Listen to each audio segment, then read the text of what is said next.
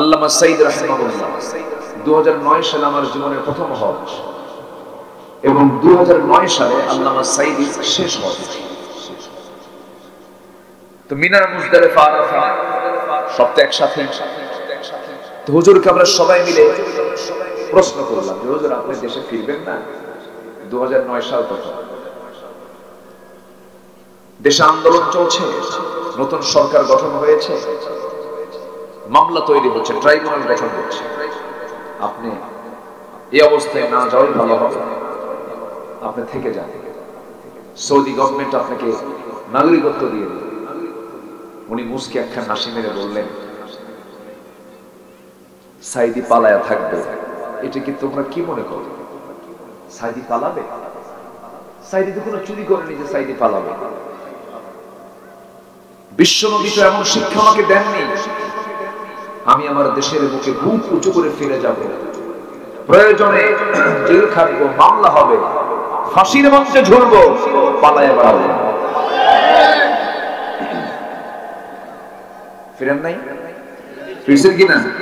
ফিরেছেন। কোথায় ছিলেন? ফিরে এসেই কারাগার।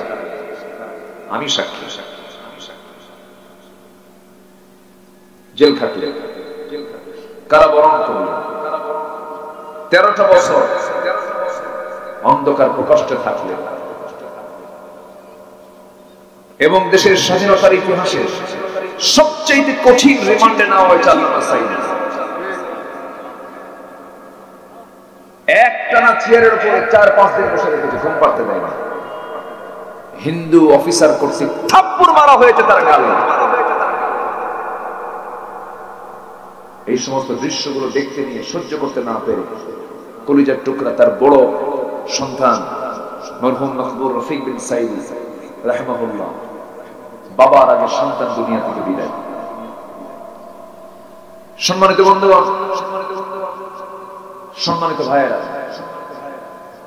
উনি ফিরেছেন, নির্যাতন সহ্য করে শেষ পর্যন্ত তাকে হিন্দুস্তানের প্রেসক্রিপশনে পয়জনিং করে তাকে হত্যা করা হয়েছে। আমরা তাফসীর মাহফিলের এই প্ল্যাটফর্ম থেকে জানাতে চাই, অবিলম্বে এই খুনি হত্যাকারীদের চূড়ান্ত শাস্তি নিশ্চিত করা হোক। রাজি আছেন তো সবাই? একটু হাত জোড়ে আল্লাহকে সাক্ষী রেখে দেখায় যায়, আল্লাহ তুমি কবুল করো, আল্লাহ তুমি কবুল করো। জোরে বলি আমিন, আরো জোরে আমিন।